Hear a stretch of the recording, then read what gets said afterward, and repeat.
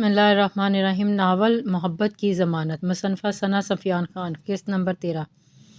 8 سال بعد آپ نے مجھے اپنا انہیں ہاتھوں سے چھوا جنہیں ہاتھوں سے کبھی آپ نے مجھے دور کیا تھا، اور میرے سامنے کیوں آئے آپ؟ ہاں، کیوں نہیں دیکھنا؟ آپ کی شکل بالکل بھی نہیں دیکھنا۔ وہ اپنے ہاسٹل کے روم میں بیڈ پر بیٹھی بے تحاشا سرخ آنکھوں سے لیمپ کو گھور رہی تھی۔ اس کی آنکھیں اور چہرہ اس وقت سناشا درد کا پتہ دے رہی تھی۔ ہر کسی سے دل نہیں لگانا چاہیے، کیونکہ جب دل ٹوٹتا ہے نا تو اس کا احساس دل سے پہلے آنکھیں محسوس کرتی ہیں، کیونکہ آنکھیں بڑی حساس ہوتی ہیں۔ دل بار بار نہیں توڑے جاتے، کیونکہ جس سے دل جڑے اس کا دل ایک ہی بار کوئی توڑ سکتا ہے، اور آپ نے وہ میرا دل ایک بار بڑی بے دردی سے توڑ دیا ہے۔ کبھی معاف نہیں کروں گی، کبھی نہیں، کبھی بھی نہیں۔ وہ اپنے ہونٹوں کو بیچے اپنی آنکھوں میں آئے آنسوؤں کو بڑی بے دردی سے رگڑ کر انہیں صاف کر رہی تھی۔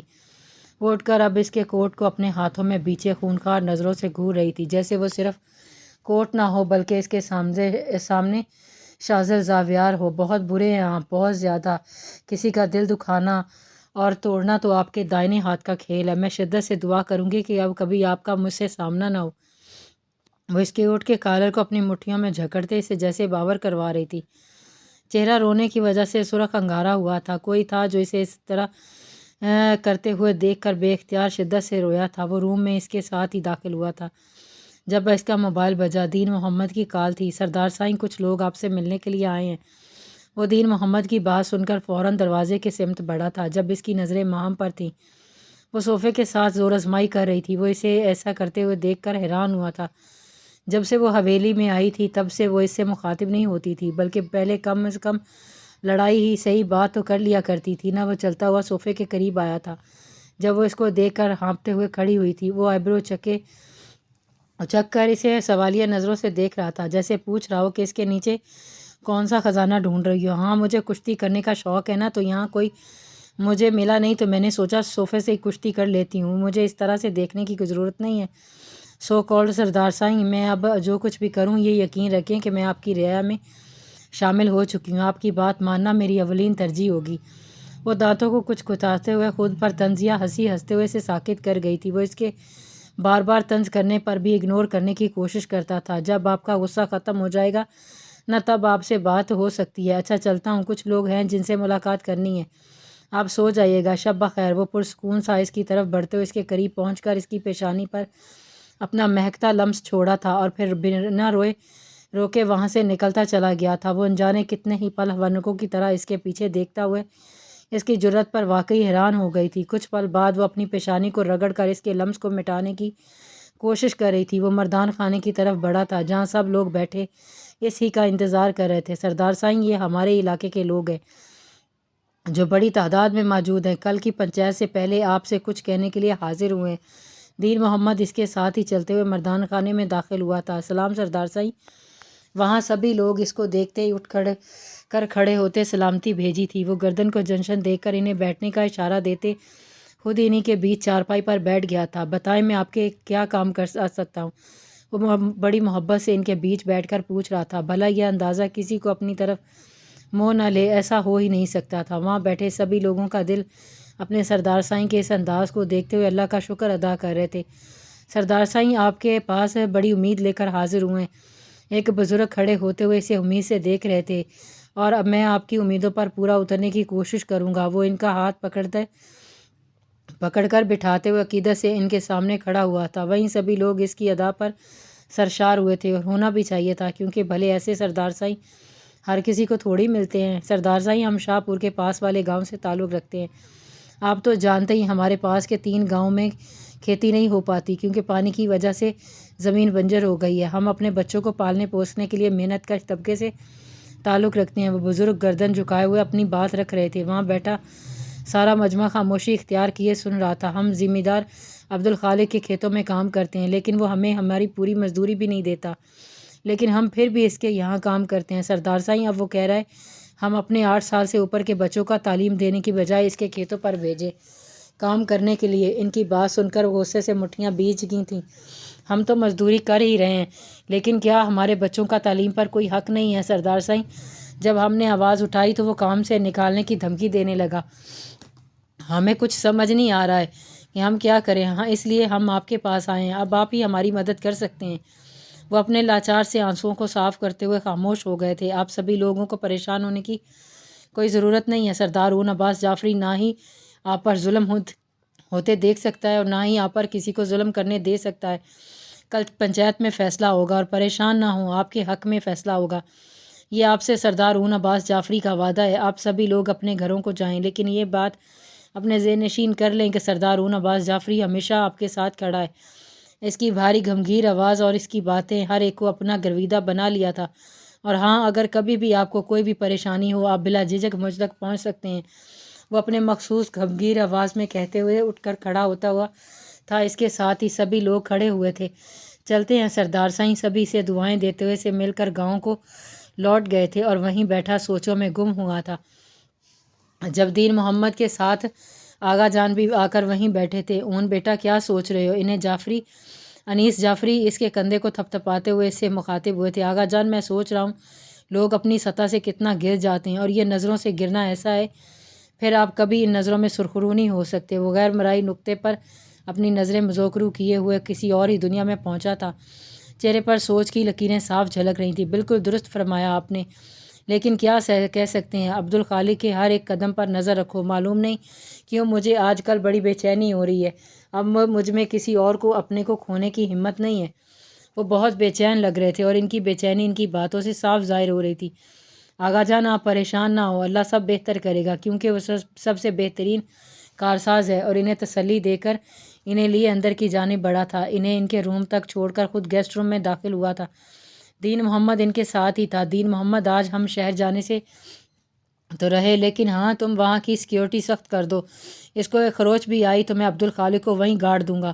اگر آج اس نے فون کیا ہے تو مطلب وہ اس کے ہر مومنٹ سے واقف ہے اور اس سے ملا بھی ہے، لیکن وہ اسے نقصان کوئی نہیں پہنچایا۔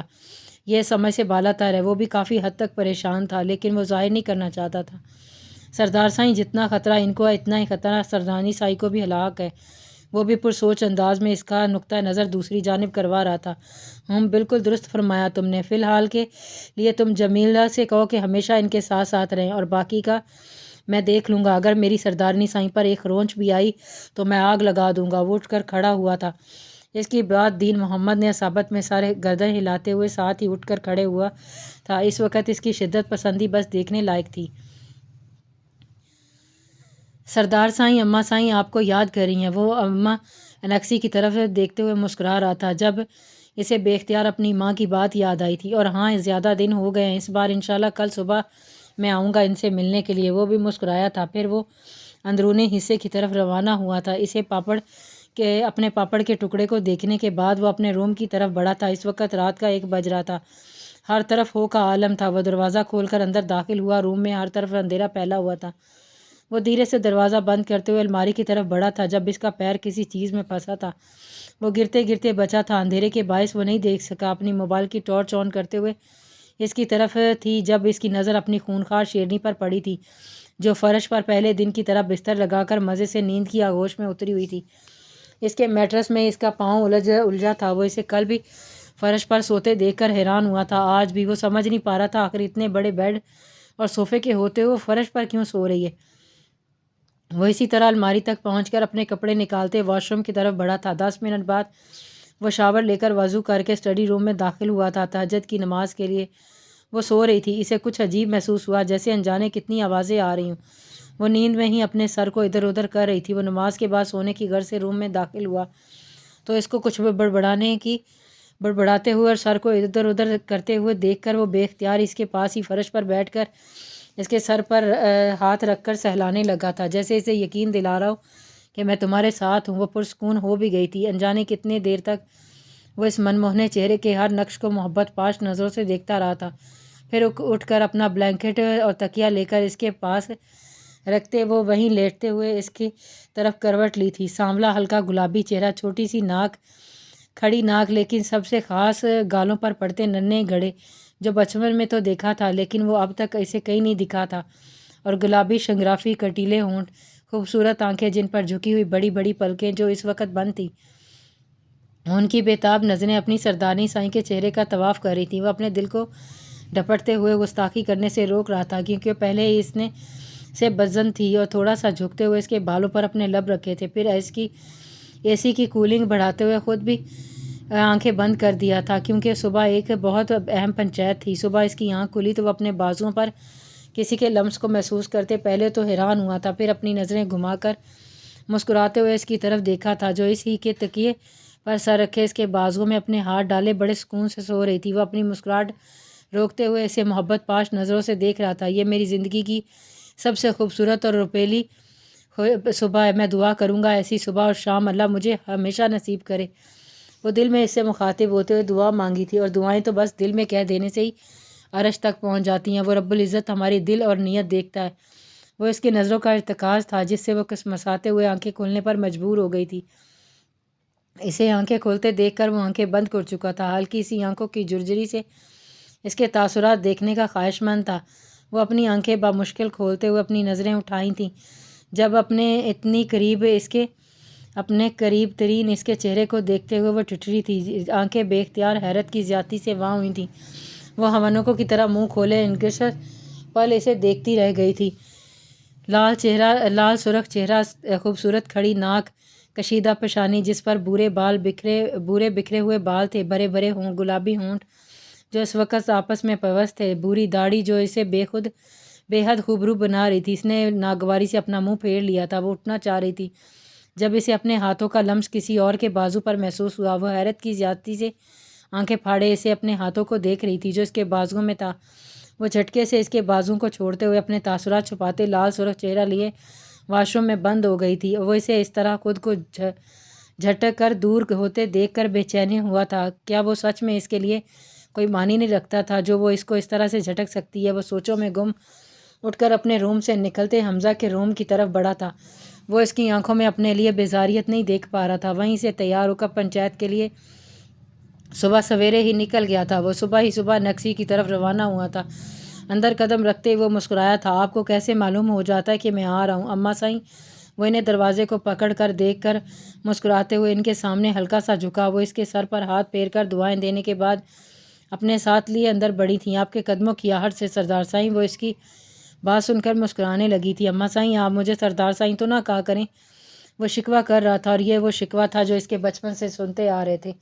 مجھے اچھا لگتا ہے آپ کو اس طرح سے بلانا۔ وہ اس کو بیٹھا دیکھ کر خود کو بیٹھی تھی جب دین محمد ٹرے ہاتھوں میں لیے اندر داخل ہوا۔ سلام کرتے ٹرے سامنے رکھی تھی جس میں 3 کپوں میں چائے کے ساتھ ہی آملیٹ اور دیسی گھی کا پراٹھا رکھا تھا۔ دین محمد تم دن بدن کافی سگڑ نہیں ہوتے جا رہے ہو، چلو کم سے کم تمہاری بیوی تم سے بہت خوش رہے گی۔ وہ دین محمد کو چھیڑتے ہوئے مسکرایا تھا۔ سردار سائیں یہ آملیٹ اور پراٹھا تو اماں سائیں نے بنایا ہے، میں نے تو صرف چائے بنائی ہے۔ وہ بھی مسکراتے ہوئے پلیٹ اس کی طرف بڑھائے تھے۔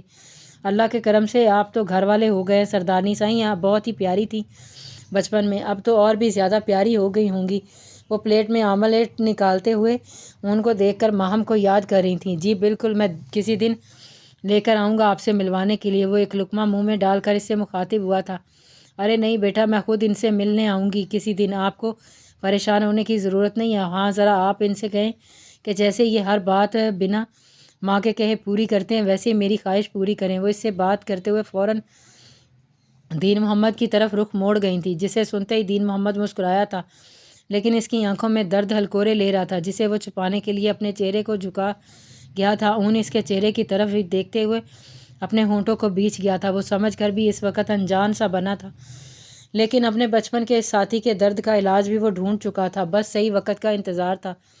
اماں سائیں آپ بس حکم کریں، آپ کا حکم سر آنکھوں پر۔ دین محمد ان کے ہاتھوں کو چوم کر آنکھوں سے لگاتے ہوئے پھیکی سی مسکراہٹ چہرے پر سجائے ان کا ہر حکم ماننے کو تیار تھا۔ ابھی تو ہم نکلتے ہیں، لیکن اس بارے میں بھی اب کچھ سوچتے ہیں، انشاءاللہ جلد ہی آپ کی بہو آپ کے ساتھ ہوگی۔ دین محمد کے کندھے کو تپتپاتے ہوئے وہ اٹھ کر کھڑا ہوا اور دین محمد کی مشکل آسان کر گیا تھا۔ آمین، بس یہ مان جائے پھر میں ڈھونڈوں۔ وہ بھی ان کے ساتھ ہی اٹھ کر کھڑی ہوئی تھیں اور اپنے سامنے کھڑے دین محمد کے سر پر پیار دیتے انہیں دعاؤں میں رخصت کیا تھا۔ وہ دونوں گاڑی میں بیٹھتے پنچایت کے لیے نکل گئے تھے۔ جاری ہے۔